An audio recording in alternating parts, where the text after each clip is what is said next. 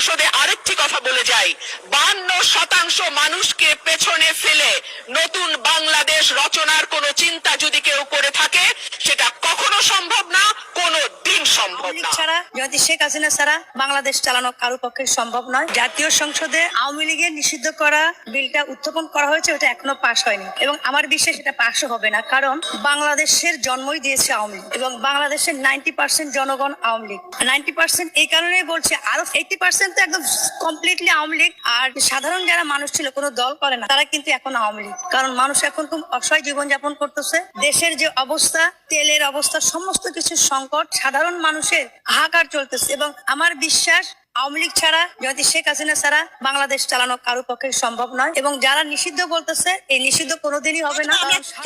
সরকারের তেলের মধ্যে চুবাই দেবো, ভোট দিয়ে পাশ করেছি এর জন্য যে মানুষের এই ভোগান্তি হইব, কাজ করতে পারবো না, ছেলে মানুষগুলো বৈশা থাকবো।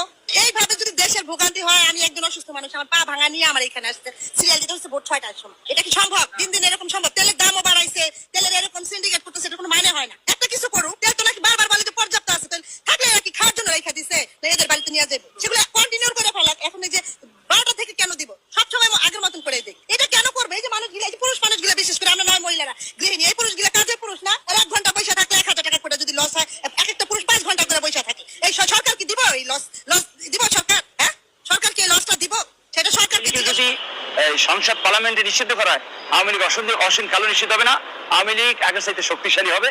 এগুলো যদি নিষিদ্ধ করতে চায়, এগুলো ভুল প্রিপারেশন করতেছে, তারা ভুল পথে হাঁটতেছে। আমি সমস্ত বিএনপির ভাইদের প্রতি আহ্বান করবো, জামাতের ভাইদের প্রতি আহ্বান করবো, আওয়ামী লীগের প্রতি আহ্বান করবো, কোন দল কেউ নিষিদ্ধ করার চেষ্টা করে না। এগুলো নিষিদ্ধ করলে কি হয়, দল আরো শক্তিশালী লাগবে না। বাংলাদেশ ঢাকা শহর থেকে শুরু করি আওয়ামী লীগের দখল আনতে 1 ঘন্টা সময় লাগবে না। বাংলাদেশ যদি কন্ট্রোল করতে হয়, আমাদের মতো সাধারণ মানুষকে কন্ট্রোল করতে হলে শেখ হাসিনার দরকার আছে, আওয়ামী লীগ সরকারের দরকার আছে। মানুষ আবার মনে করেন আপনার শেখ হাসিনাকে চা, শেখ হাসিনা সরকার বারবার দরকার, আওয়ামী লীগ সরকার বারবার দরকার। এখন ওই জন্য মানুষ উতাল হয়ে গেছে, বুঝাই দিছি যে একজন আওয়ামী লীগের কর্মী মানে কি জিনিস, একজন আওয়ামী লীগের সাপোর্টার কি জিনিস।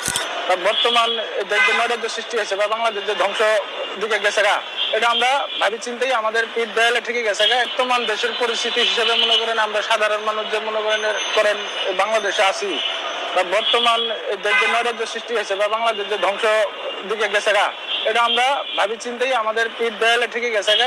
এই জন্যই মনে করেন আমরা আওয়ামী লীগের কর্মী, আমরা আওয়ামী লীগের সাপোর্টার, আমরা আওয়ামী লীগকে ভালোবাসি। ওই হিসেবে মাননীয় শেখ হাসিনাকে বাংলাদেশে আনতে